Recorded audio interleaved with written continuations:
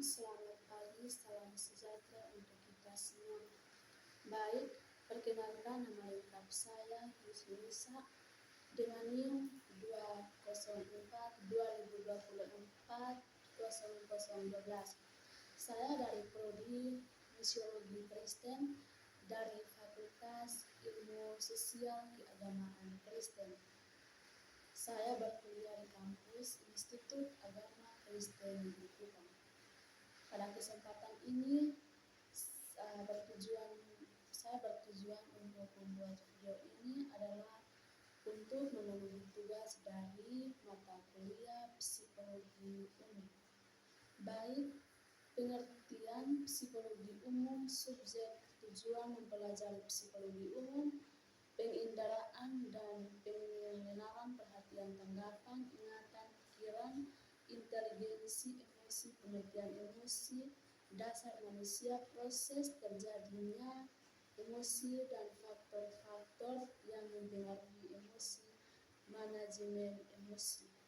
Baik, jawabannya adalah pengertian psikologi umum. Psikologi umum adalah cabang ilmu yang mempengaruhi proses mental dan perilaku manusia secara umum, termasuk berbagai aspek dasar seperti persepsi. Jadi, yang pertama, perhatian, ingatan, pikiran, emosi, dan tingkah laku manusia.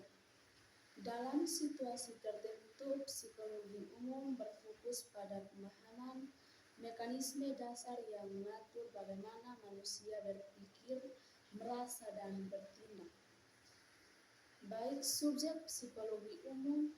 Subjek psikologi umum meliputi berbagai aspek dari perilaku dan proses mental manusia. Beberapa contoh subjek yaitu yang pertama, perhatian, tanggapan, ingatan, pikiran, inteligensi, dan emosi. Tujuan mempelajari psikologi umum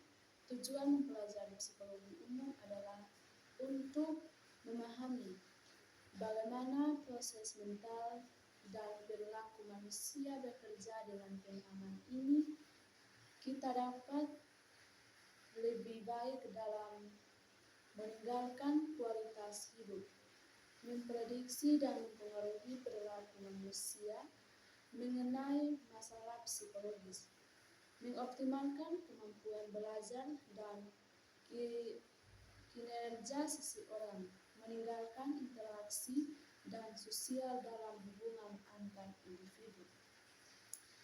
Yang keempat, penginderaan dan pengenalan.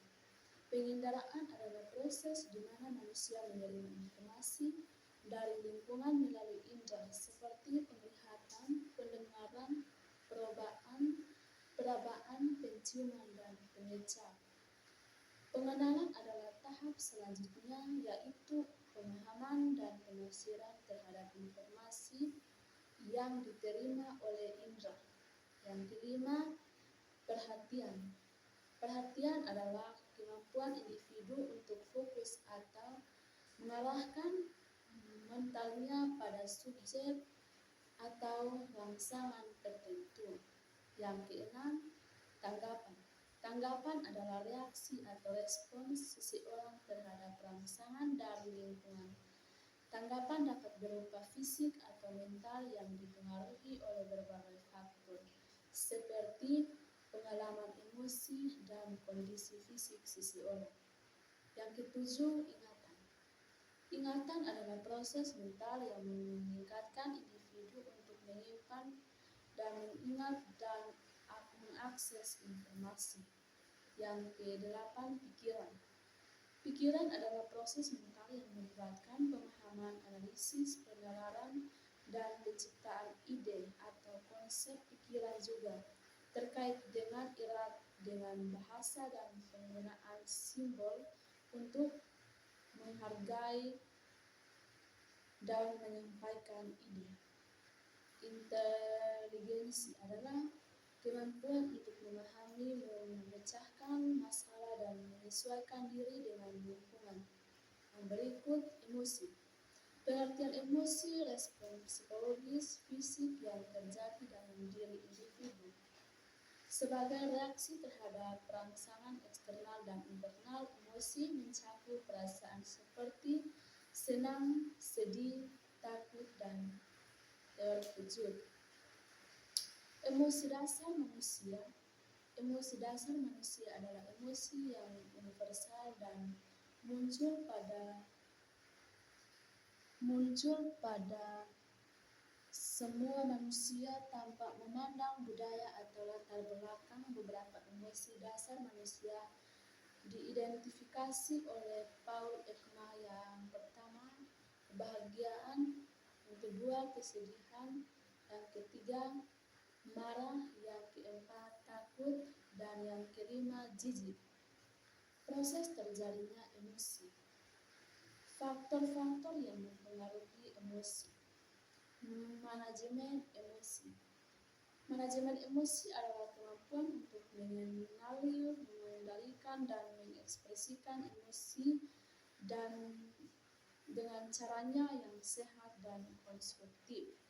Dengan memahami berbagai konsep dasar psikologis dan emosi, kita dapat lebih efektif dan memahami diri sendiri dan orang lain serta meningkatkan kualitas hidup melalui pengelolaan emosi yang baik. Terima kasih atas penjelasan singkat dari saya. Jangan lupa like, komen, dan subscribe. Salam.